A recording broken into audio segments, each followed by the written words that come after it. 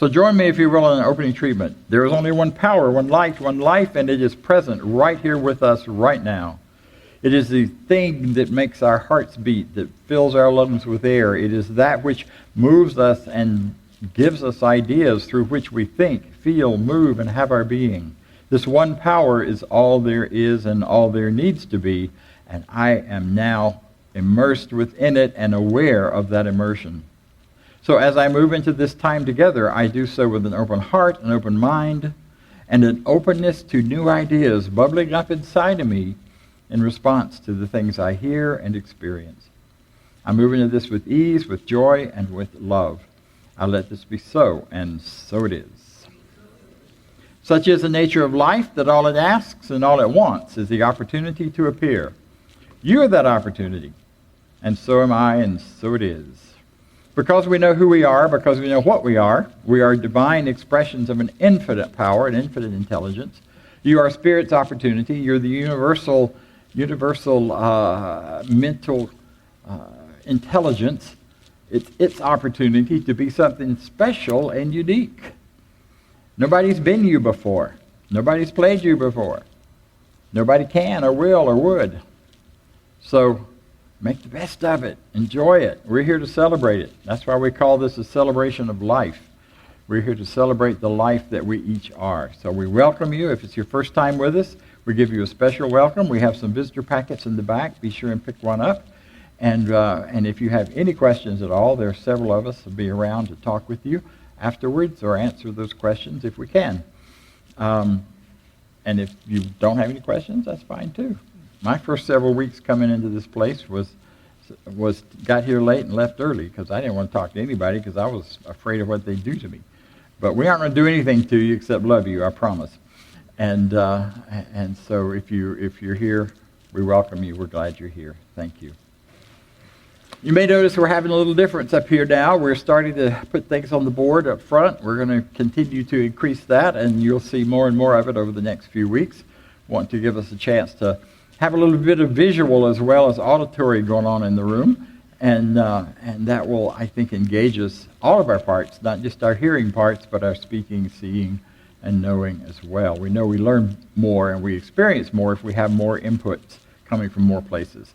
So I hope you find that enjoyable. Yes, we are aware there's no heat. There's lots of heat. There's no air conditioning. I'm told that maintenance is on the way over to work on it. We came into this surprise this morning. So you are in the South. Now you know why. You remember in the old days, the funeral homes always made little fans for the churches to fan so you wouldn't burn up. So you're in the South. You're used to it. We'll manage it. If you need to take off a layer or two, that's okay. Just know where to stop.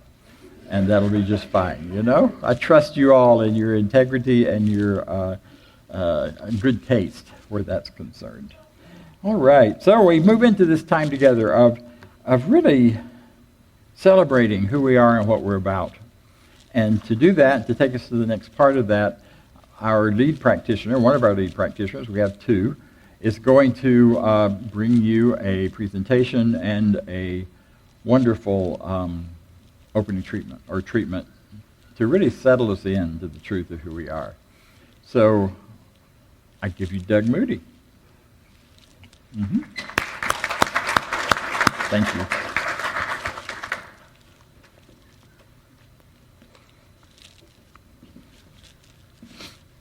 Thank you, and good morning, Center for Spiritual Living Midtown.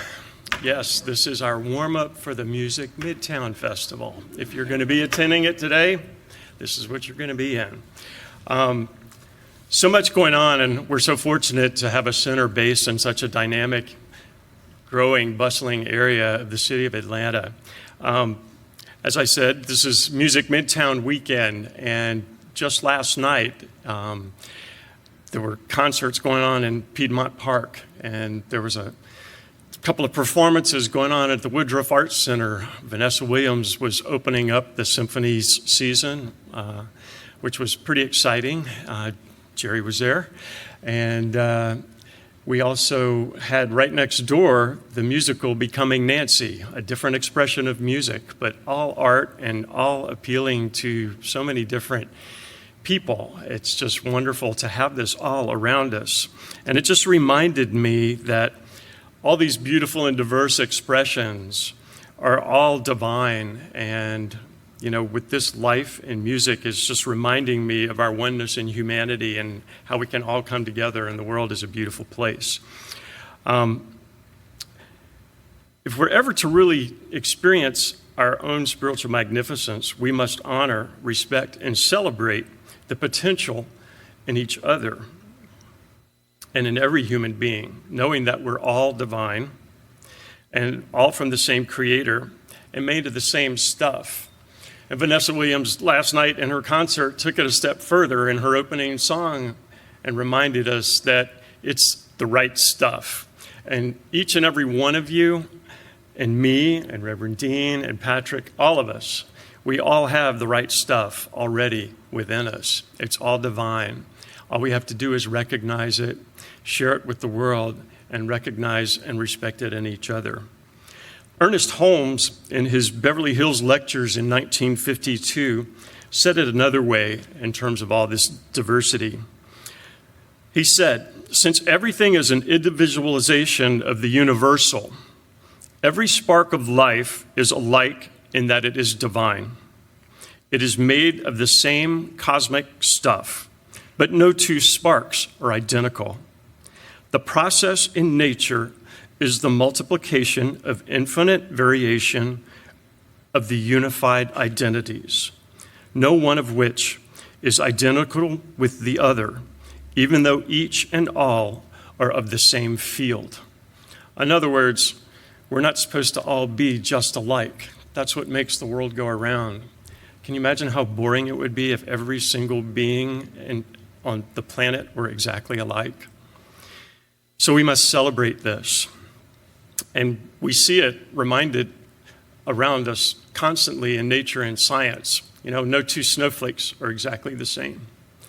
No two leaves, even from the same tree, are exactly alike. It's the law of nature. It's God, it's creation at work.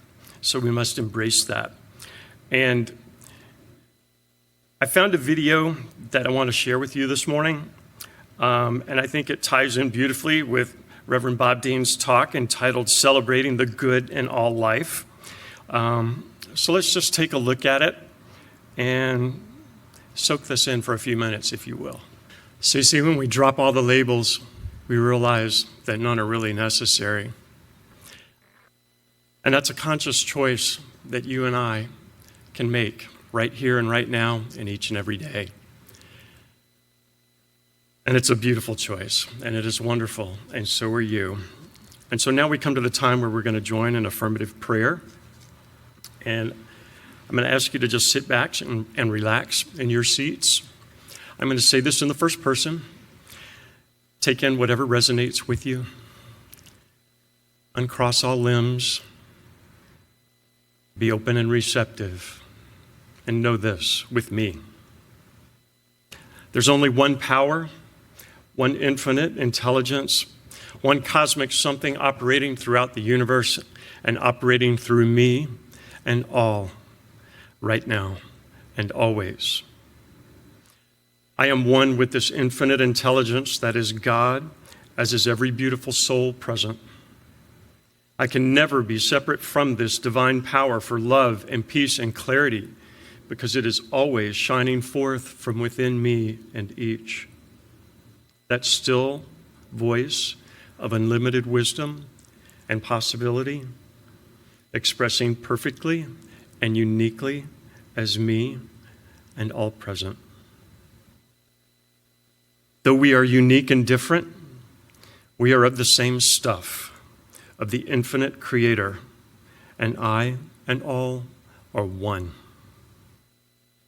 And today and every day forward, I know I am blessed with the infinite creative power that is God, and I use this power to co-create a life overflowing with love, peace, harmony, and clarity, knowing that I am one with everyone on this planet, with Mother Earth, and in one mind.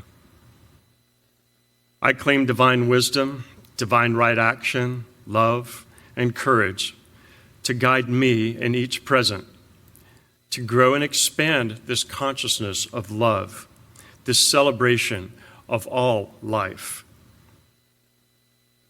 I allow myself to feel, radiate, and celebrate this joyful expression of uniqueness, knowing that the sum of the total is beautiful and exactly what God intends. And it all starts with me and each right now. My mind and heart are open and receptive to today's lesson, knowing that there's something right here and right now that's exactly what I need to know at this time to move me and each forward in a greater expression of life. I claim this with divine wisdom for myself and for all present. My mind, my heart, my spirit are overflowing with gratitude, joy, and great expectations, with love for the opportunity to think and co-create my life. I am grateful for this teaching, for this center, and for the mindful consciousness within me and within every beautiful soul present. And knowing this, I joyfully release my word into the universal law, knowing it is done. I simply let it be so, and it is wonderful. And together we say, and so it is.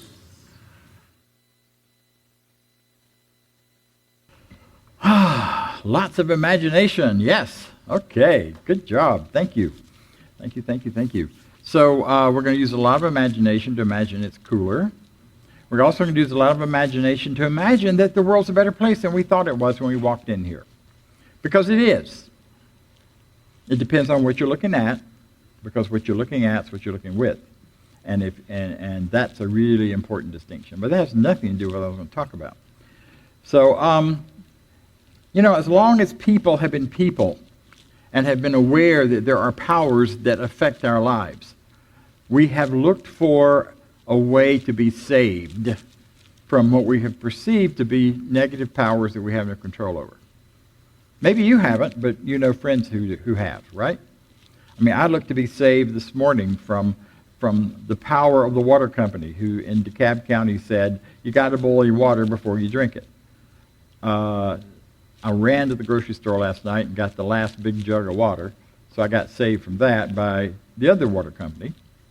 We all look for things to rescue us. We have pain within us. We have upset within us because of things that happen. And people look for something on the outside of themselves so often to fix that, to make it better, to do away with it. People turn to drugs. They turn to alcohol. They turn to video games. They turn to, as I often do, YouTube. That's my favorite drug of choice right now. I love YouTube. I can get lost for hours in YouTube and not even think about anything, because I just go from one cute idea to the next and explore this. And it all feels important because I'm learning stuff. I mean, it may not be anything I'll ever use or even care about, but I'm doing it because I'm looking for relief at that time from whatever anxiety or whatever thing might be going on. Now, again, you've got a minister who's growing up in front of you, so deal with it. And we're looking for freedom from sin, from separation. I came out of a religious tradition that spent a whole lot of time talking about sin. A lot more time talking about sin than they did about what it's like to live a free, relieved, loving life. But despite that, I learned about love in that religion. I learned about loving other people unconditionally in that religion, which is kind of an interesting paradox. But we were all looking for freedom from sin. We're looking for the saviors to show up. In the ancient pre-Jewish cultures in the Middle East, the whole community freed themselves and got saved from their sins of the year by putting the sins on this poor little lamb and sending it out into the wilderness to get eaten by the foxes or whatever, or the wolves. Pretty unpleasant, horrible kind of stuff, actually. And then we began to wake up. somewhere along the way, we begin to discover that consciousness is really where it's happening. That whatever salvation there is for me, whatever redemption from... Sidetrack. Remember S&H green stamps? You could redeem all kinds of cool stuff with those. We used to collect them in school and try to get, big stuff. Anyway, never mind. Redemption. We look for things outside of ourselves. But what we've discovered now is that the real redemption is in our consciousness, not in anything else anybody can do. Now, most of the time I like that idea. Sometimes I'm not so crazy about it. It's all inside. Then we begin to discover that the old translations of the word sin really meant missing the mark. It was an archery term, and it just meant you didn't quite hit the bullseye. That's all it meant. It didn't mean you have been destroyed and were going off to this awful thing and you should probably never do archery again and quit trying to live your life. It just meant you missed the mark. And then so from that we took it that, well, maybe there's a place in consciousness to get back on the mark or to simply forgive ourselves for missing the mark. How cool is that?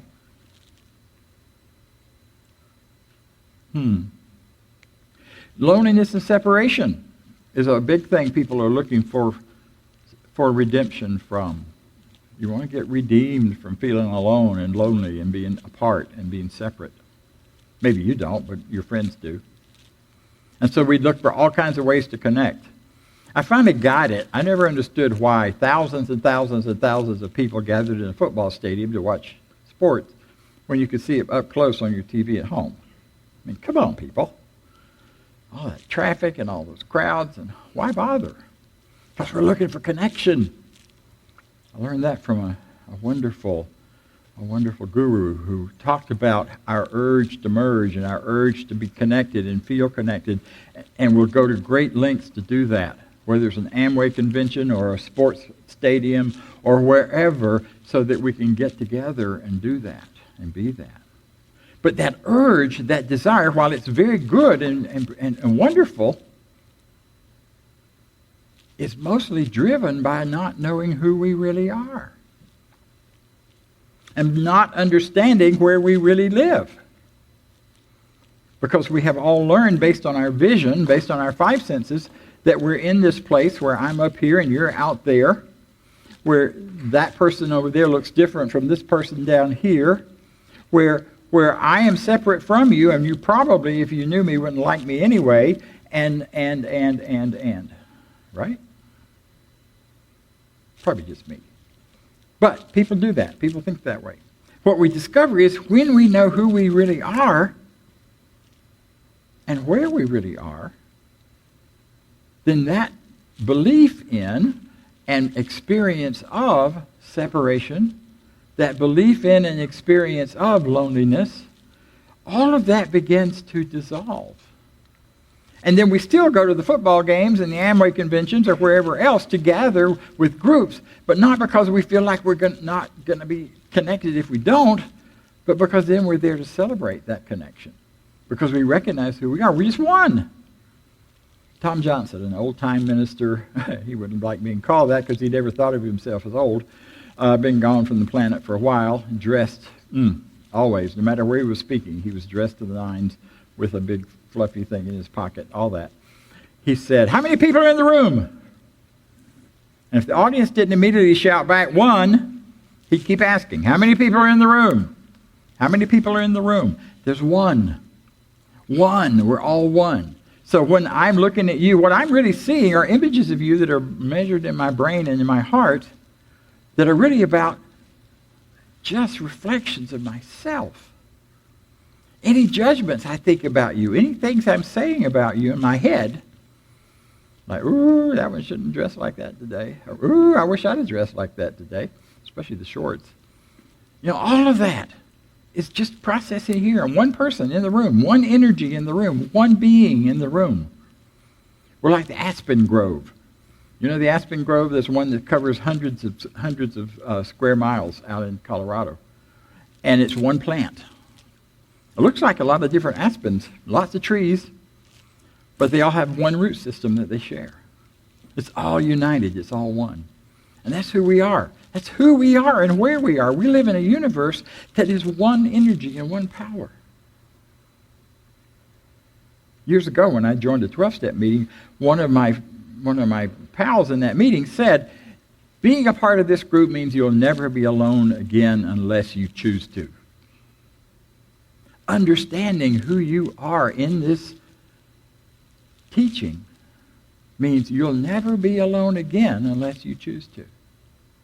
Or unless you forget who you are and where you are. We live in a user-friendly universe. We live in this big soup of spiritual truth, of personal truth, of life that is responding to us and vibrating back and forth according to what we believe in. So that when you start believing in separation and loss and being alone, sure enough, you're separate, lost, and alone because nobody shows up to be with you. But as soon as you change your mind about that, you can't get rid of them. Because we're all looking for connection. And whether it's that or sin, oh my gosh, I don't know about you, but I grew up with lots of shame and guilt. I felt guilty because how I felt. I felt guilty because of what I thought. I felt guilty because of the one time I didn't do what my sister wanted and I was supposed to be a good big brother. I felt guilty for dropping her on her head when she was about 11 years old and I was twice her size. I felt guilty for all kinds of things, and that guilt turned into shame. If I have all of these bad things I've done, there must be something bad about me, which is what shame is. It's not that I did something wrong, but I am something wrong. That's because I didn't understand who I am. Because despite all of that stuff, inside, underneath, and behind,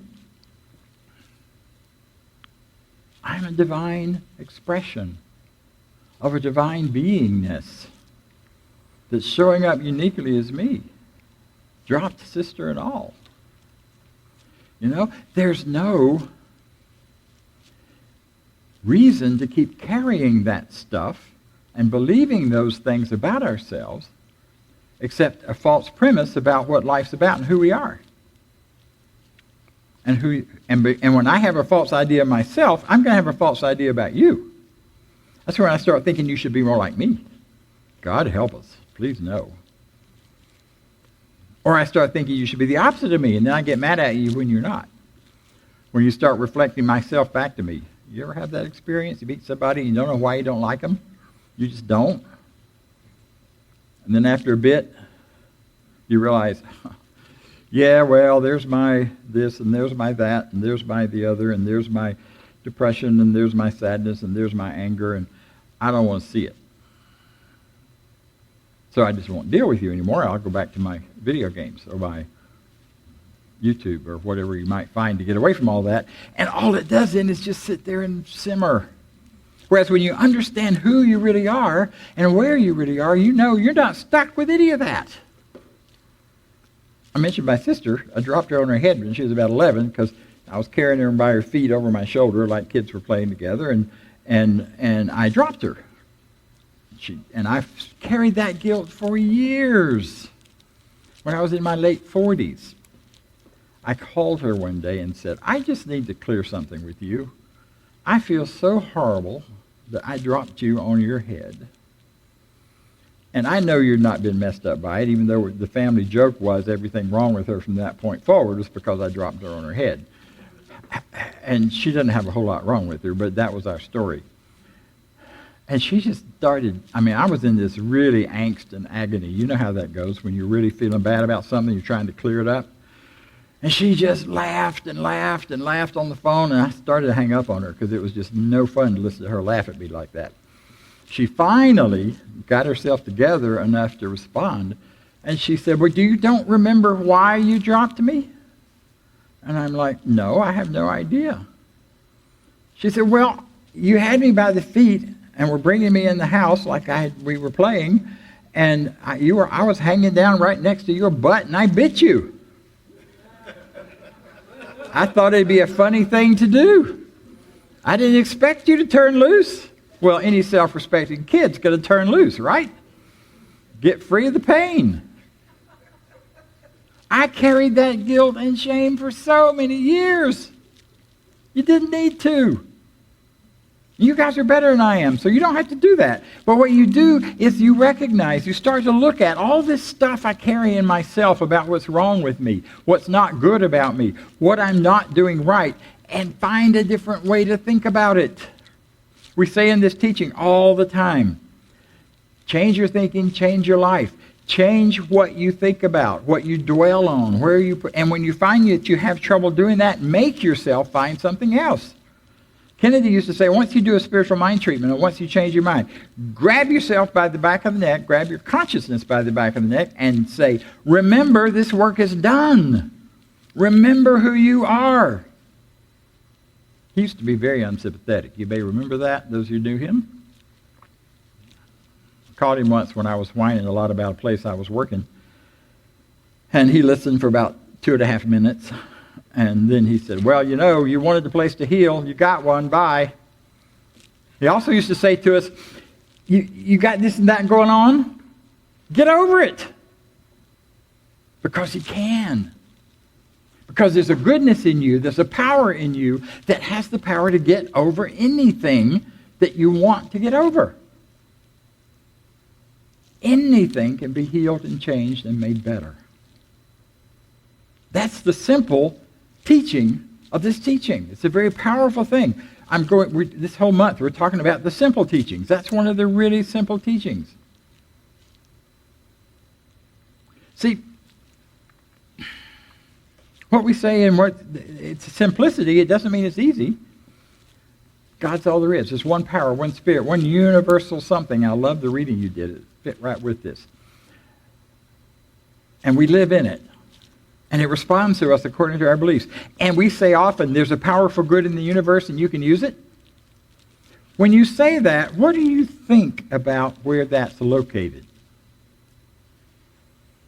Is it way out there somewhere? I propose to you it's right here. There's a powerful good in the universe. It is in me and in you. And it's my thought. It's my feeling. It's my repetitious self-talk. There was a great book out a number of years ago that began to really look at this whole thing of self-talk and how it works and how we abuse ourselves with it. You may talk to yourself the same way people did when you were growing up. Or maybe even worse, the way you really think about yourself sometimes. If you talk to other people, if most people talk to other people the way they talk to themselves, the world will be a whole lot more chaotic. Self-talk is a way to begin to change that thinking, change that way we've been and the way we are. See, because the other part of our teaching that's simple but complex is that there's only one mind, but there are two aspects to it. There's a conscious mind that you walk around with and you think about things, choose a parking place, decide what to wear on Sunday morning or wherever else you're going. And then there's that subjective or subconscious mind that's operating. See, and your objective conscious mind is stronger and determines what's in that subconscious subjective mind by what you think about. But it's the subconscious subjective mind that controls your experiences. That's where the experience part comes from. So you tell yourself forever, you want a relationship. I want a relationship. I want a loving relationship. Men are pigs, men are pigs, men are pigs. I want a loving relationship. Men are pigs, men are pigs. Your subjective mind has two messages. It don't know what to do with that. Or, I want a loving relationship, but let me tell you how awful people are. I mean, on and on it goes. You get it. You know what I'm saying. The simple teaching is, if you want a loving relationship, start telling yourself, your subjective, subconscious mind, I demand for you to show me whatever beliefs I have within me that are blocking me from having a wonderful relationship that I imagine. I demand that my subconscious mind show me what blocks do I have to prosperity. I believe in prosperity. I live in an infinite universe of opulence, surrounded by it all the time. I walk in the woods, I walk down the street, anywhere I go. Whatever I have in my mind that's saying no to that, I demand my subconscious mind, show it to me. so I can tell it the truth and get it out here. Because it ain't the truth. If it's anything about separation, if it's anything about not deserving, if it's anything about not being good enough, then I'm telling myself a lie. There's a great meditation in the textbook where Ernest Holmes says, I will no longer lie to myself and tell myself I'm hungry, lonely, and afraid. I'm not sure hungry was in there, but lonely and afraid for sure. Yeah. Because the more we tell ourselves that, and we're bombarded with all these messages, if we're not careful, we start reacting to and responding to and saying that kind of stuff back to it. My dear sweet mother used to always end almost every conversation with, well, it's a wicked old world. No, it's not. Quit telling yourself that. It's a world that is struggling to find itself and understand itself in light of this new oneness that's being brought into it and shown to it and shined upon it. And the old patterns of us and them, yes and no, right and wrong, just are bouncing up against it. And the chaos that we're experiencing is simply that chaos of being in the midst of a change, of a paradigm shift. People are talking about oneness in politics now for the first time ever. People are talking about oneness in places and ways that haven't been done before. And we aren't used to it.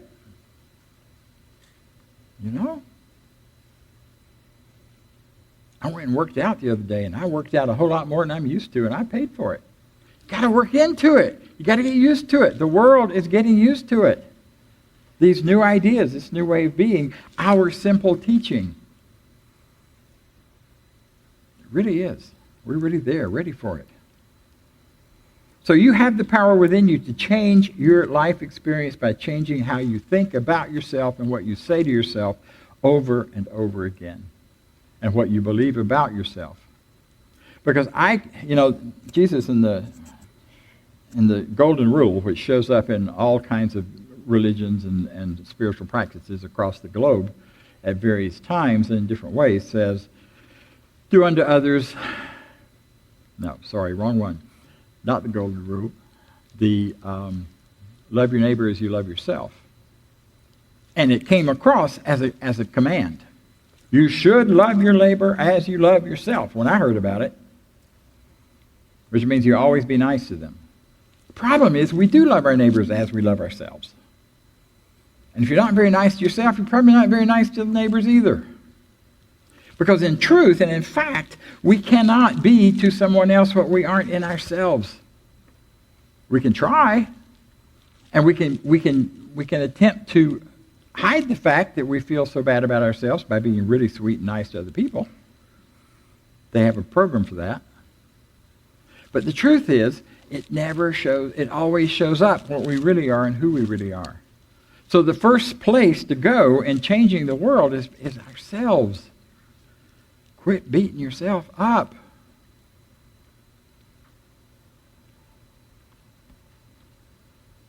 Now, I'm probably the only one that ever does that, but it's still there for people. Do you beat yourself up? Or do you hide that you beat yourself up by beating up other people in your mind? That old, I'm okay, you're not okay. I used to say, I'm okay, you're not okay, but that's okay. Rationalization's a wonderful tool. We can hide from ourselves forever with that, but the truth is, I'm okay, you're okay, because I know who you are. Regardless of your behavior at any given moment. Doesn't mean I'm going to accept your behavior has to be okay, but I'm not going to stop accepting you. You are a divine being, no matter who you are, or what you're saying or doing or thinking at any given moment. We have tools that we teach here in these programs, in our classes. We learn to think more clearly about who we are and who other people are. We do affirmations. We do spiritual mind treatments to clear our minds. That's why I still like the term spiritual mind treatment. I know it's not popular anymore, But because we are not praying for anything outside of ourselves, we're treating our consciousness so my mind can talk to my mind and get it straight. Because until then, it's a mess. Right? Right. So forgive me, it may not be as marketable, but that's okay. We'll find a way to talk about it. I'm waiting for the time when the whole world is talking about spiritual mind treatments. Because treating my mind to spiritual truth is the most powerful thing on the planet. That's what this teaching is all about. That's what we brought to the world. That's what we continue to bring to the world. And that's what makes us a little different than in some other places. Not right or wrong, not better or worse, just a little different. And one of the most powerful practices comes from our Eastern brothers and sisters, where they teach us to say namaste. The spirit in me salutes the spirit in you. The God in me honors and recognizes the God in you. The goodness, if the God word is annoying to you, goodness in me celebrates the goodness in you. And every time you say that, you are saying, I'm good and you're good. And we're going to connect on that goodness, which is a higher plane of consciousness than we are on our differentness and our separateness and our craziness. Sense? And we can do that. It's a simple, silly practice. And some people don't like anything that's repetitious because it sounds religious. Well, it might be. But you know what? It's a good practice. It's like affirmations. It's like slogans that we say all the time, you know, that begin to go from our conscious mind into that subjective mind and make a difference there. Because when we pour enough of those good ideas into that subjective consciousness, that subconsciousness, it says yes, because that's all it can say. And when we get more of those good ideas than we have of the bad ideas, the shift begins to happen within us. And we go, wow, this feels different. The world doesn't look so dark and ugly as it used to. I don't look so dark and ugly as I used to. I look in the mirror and I don't just see that whatever shape the body's in at the time. And then our world around us begins to change and shift. Our experiences begin to shift and change. We walk into a room and we meet friends instead of enemies, or we meet friends instead of strangers. And we find out that if I'm an infinite expression and I know you are, I can speak with you very easily. I had a beautiful conversation a couple of weeks ago with Reverend Dr. Barbara King. I've been scared of that woman forever. I mean, she's this tall. She's got one of the most powerful, progressive, exciting places of work and ministry in Atlanta. Always has had. I got to meet her like 30 years ago, and I just couldn't even say anything but blah, blah, blah, because I was so awed by her. When I met her this time, I was still awed by her. But I said, you know what? I'm God, she's God, Spirit's got me, Spirit's got her, we're who we are. And we had a wonderful conversation about Atlanta, about spiritual teachings here, about ministerial life in the city of Atlanta. And we just happened to be in a room at a time where we had time to kill, and we just sat and had a wonderful time. All these other people were kind of around, so great. She was like in the one soft, comfortable chair, and the rest of us got the hard chairs. And while we were waiting for our guests, she just kind of sat there, and no one talked to her or anything. It's like I never had. But once we connected, it was beautiful and wonderful. I got a good hug and gave her a good hug. And she's 90 years old now. And she's still doing her center. She's retiring. She's in the process, but clear and sharp as ever. And we ended it by her saying, you know, I haven't had a man hug in a while, so this is really sweet. I didn't tell her. She's kind of maybe not getting the whole thing, but I did tell her that I would be available to give her a man hug anytime she wanted it. Just call me. And I will, and she will, and we'll be in touch after this. So, you know, life is too good and rich to miss the goodness in other people. All I could see was the aloofness in her. But I could then see the goodness, and we connected on that level. You can do that in your everyday life. Og Mandingo was one of my first people to ever read about this teaching. And he, and the greatest salesman in the world, he used to say, when you meet someone and shake their hand, say in your mind, I love you and I see you. and watch how experiences change. And they did. And it was wonderful. You have that ability within you. You have everything within you that you could possibly need to live a rich and full and wonderful life. And yes, it takes some practice and some work and some very brave willingness to look at your own stuff instead of all the other things that are much more relaxing and appealing to look at. So I invite you to do that. Because you're wonderful. And so am I. And so it is. Thank you.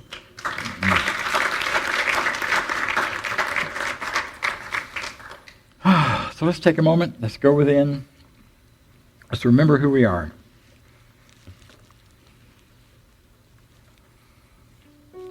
In this moment, in this place, I remember who I am. Not just the identity, the name, the personality. I know all of that. But I choose to go deeper. Deeper into myself.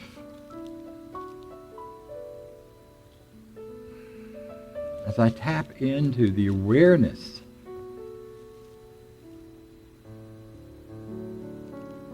of the energy that I am, of the feeling that I am, of the consciousness that I am. And I'm aware there's a part of me that is not limited by any of those previous definitions. And I may not have words for it, but I feel it. So I open myself in this moment to that larger me. That me that fills up this entire room.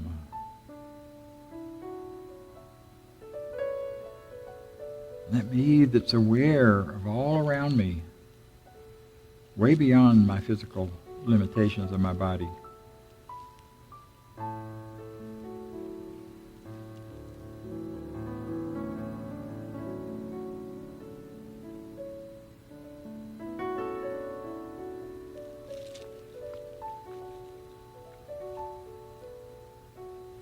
And as I tap into who I truly am, I'm aware that I'm just one part of this infinite energy, this infinite consciousness. What I'm thinking with is that consciousness. What I'm feeling with is that consciousness. The ground I stand on, the chair that holds me in loving support, is part of that consciousness. The varieties of people that I encounter in my life are the varieties of life that are available to me as who I am. My alter egos, my alter selves.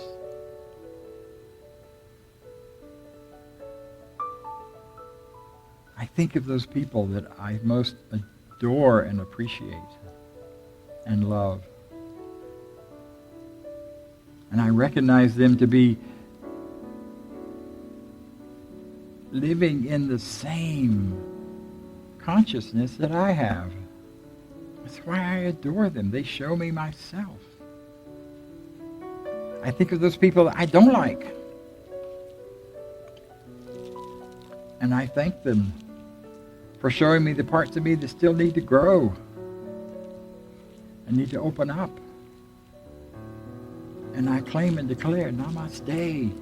Namaste for each one. The spirit, the life, the livingness, the God in me sees the spirit, life, and goodness and livingness in you.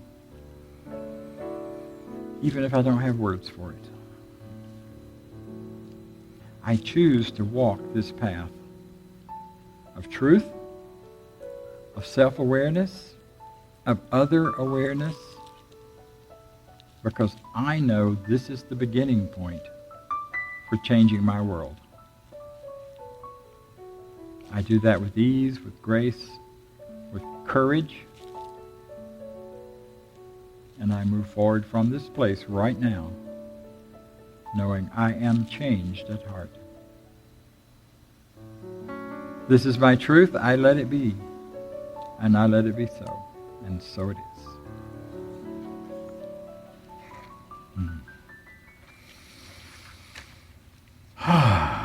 Thank you.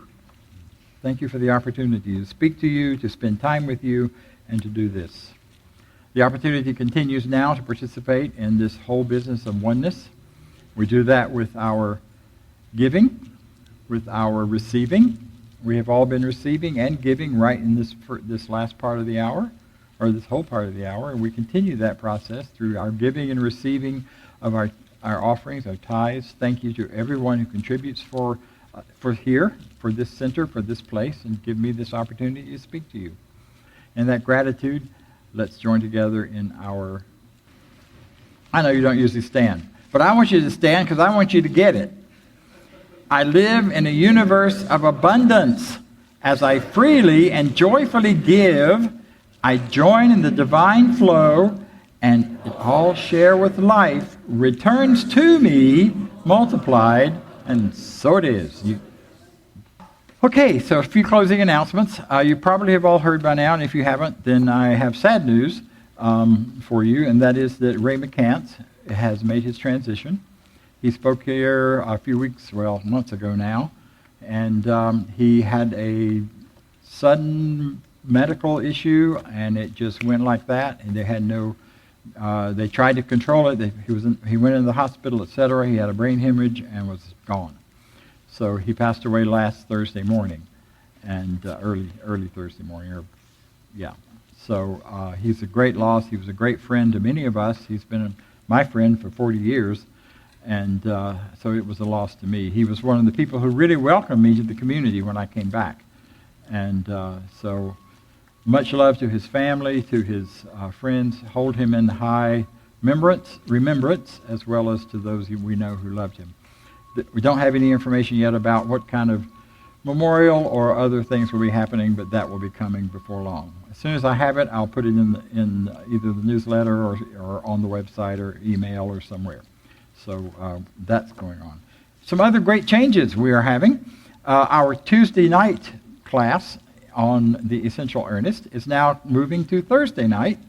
We have some other people who can come by doing it Thursday, and since it's all online, it doesn't matter what night it is as far as I'm concerned. So we're starting this coming week, there will not be a Tuesday class at all. There will just be a Thursday evening class on the Essential Ernest. You can get all the information online, and I don't know if there's a flyer out front as well, if you want to see what that is. That's where you get these teachings. You can hear it from me, and I can talk it clearly, but you really want to bring it to work in your life, take a class, get involved, and really bring it in, make it yours. The other thing that's changed is we have been having a meditation on Tuesdays at the 500 Bishop address. We are now putting that one online, so it will be available on Zoom at noon on Wednesdays. So we now have a midweek meditation. I will be leading it, except when I'm not, but somebody will be. And we will do that online so people can tap in from their desks or their work or wherever. And we're going to be putting out even more advertising on that so they know where it's coming from and how to find us. So if you know of anyone looking for a break in the middle of the week, it's a great a program and process to sit back and meditate at noon. What else has changed? Those are the two biggies. Monday nights is still happening. Prayer Works that Reverend Angela takes care of for us each week. She does it for several centers, and quite a few people are still involved in that. If you have a birthday in October, be sure to be here the first Sunday in October so we can celebrate you. And I want to thank our volunteers, all of you. Are any of you here? Anybody volunteer? Stand up. Yeah, thank you. They're in the back. And down here and over there and, all kinds of volunteers. Practitioners, we welcome you. We're grateful for you. You're the people who help keep me on track and keep us on track with the truth. Would you stand so we can recognize you? Yes. And I'm going to tell on Maya, because if you want to make a connection with her and face-to-face in person, she's going to be heading back to Kuwait before long. So be sure to say hello and get a face, because she can do amazing treatment from there. With there is no space or time in consciousness, so don't hesitate where that's concerned. Also, thank you for our contributions. and our care ministry. We'll be hearing at the end of the month a lot more about our care ministry. But if you have needs or particular things going on that you need a treatment or particular care response from us, contact Aloma. Again, it's on the website, it's in the newsletter, and I think there's even a flyer out there about that, so don't hesitate. Okie doke, let's get out of this hot box, okay? You may join me in the closing. I leave this place now knowing something better than I knew before. I go forth with the world with a heart full of love and a mind full of good sense, knowing that I have within me everything I need to create the life I desire. I give thanks for this understanding. I am grateful for the spirit of life that lives through me, and so it is.